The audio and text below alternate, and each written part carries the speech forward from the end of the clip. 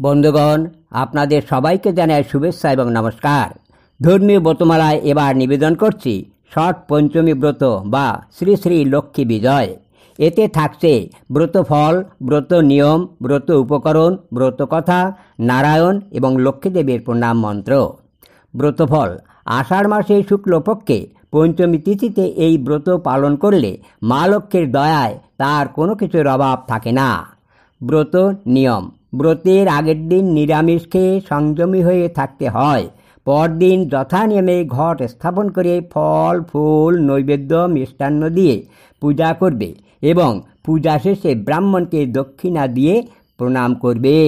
ব্রত উপকরণ: ঘট, পঞ্চপল্লব, ফুল, দুর্বা, নৈবেদ্য, মিষ্টান্ন, দক্ষিণা এবং পূজার অন্যান্য সামগ্রী। ব্রত কথা: একদা বৈকুণ্ঠ ধামে ছিল শুভক্ষণ, দেবদেবীগণ এসে উপস্থিত হন। গন্ধর্ব কিন্নরগণ নিত্যগীত ধরেন, প্রস্ফুটিত পারিজাতে আমোদিত করেন। এক পাশে বসেছেন লক্ষ্মীনারায়ণ, হাসি মুখে চলিতেছে কথোপকথন। লক্ষ্মী আর নারায়ণ আসেন যেখানে, বিনা হাতে দেবর্ষি আসেন সেখানে।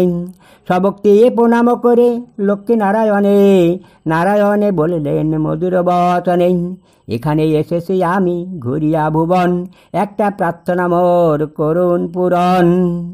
নারদের ভাব দেখে লক্ষ্মীনারায়ণ একসঙ্গে বলিলেন নারদে তখন, ইতস্তত করিবার কারণ কি আছে, অকপটে বলে ফেলো আমাদের কাছে। ধীরে ধীরে বলে যান নারদ তখন, পৃথিবীতে অবন্তীতে ঘটেছে যেমন। অবন্তীর রাজ্যের রাজা নাম পশুপতি, তিনি অনুরাগী হন বিদ্যাদেবী পুতি। কিন্তু রাজা লক্ষ্মীভ্রষ্ট হয়েছেন তাই, তার রাজ্যে সুখ শান্তি কিছুই তো নাই। অতিবৃষ্টি অনাবৃষ্টি হওয়ার ফলে গাছ থাকিলেও তবু ফল নাহি ফলে।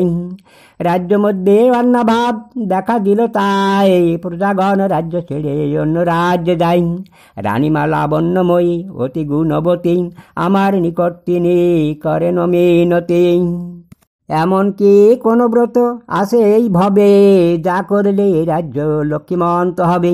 প্রজাদের দুঃখ কষ্ট সহ্য নাহি হয়, তাই তো ঝরিছে অশ্রু সকল সময়। মা লক্ষ্মীকে ফিরে পেতে উপায় কি আছে, এ কথা জানিতে চাই আপনার কাছে। রানীর সকল কথা করিয়া শ্রবণ, বৈকুণ্ঠ ধামেতে আমি করিয়া আগমন। নারায়ণে বলিলেন নারদধিমান, দয়া করে করিবেন ইহার বিধান। নারদের সব কথা শুনে নারায়ণ লক্ষ্মীকে বিধান দিতে বলেন তখন। নারদকে বলিলেন লক্ষ্মী দেবী আর, মন দিয়ে সব কথা শোনো এইবার। অবন্তী নগর রাজ্যে রাজা পশুপতি, তার মনে বিদ্যার অহংকার অতি। আমায় অবমাননা করে পশুপতি, গর্ব ভরে পূজা করে দেবী সরস্বতী। সেই অপরাধে তাকে করেছি বর্জন, আর আমি তার রাজ্যে করিনি গমন। লাবণ্যময়ীর প্রতি আমি অতি তুষ্ট, তার উপর হই নাই কখনো রুষ্ট। নারদ তোমায় আমি দিতেছি বিধান, মর্তে লাবণ্যময়ীকে করবে প্রদান। নারদ জানিয়া নেন ব্রতের বিধান, লক্ষ্মীকে প্রণাম করে করেন প্রস্থান। অবন্তী নগরে এসে নারদ তখন রানী লাবণ্যময়ীকে দিলেন দর্শন। লাবণ্যময়ীর কাছে নারদ ধীমান, বিস্তারিত জানালেন ব্রতের বিধান। আষাঢ়ের শুক্লপক্ষে পঞ্চমী যে দিন, জানিবে ষট পঞ্চমীর ব্রত সেই দিন।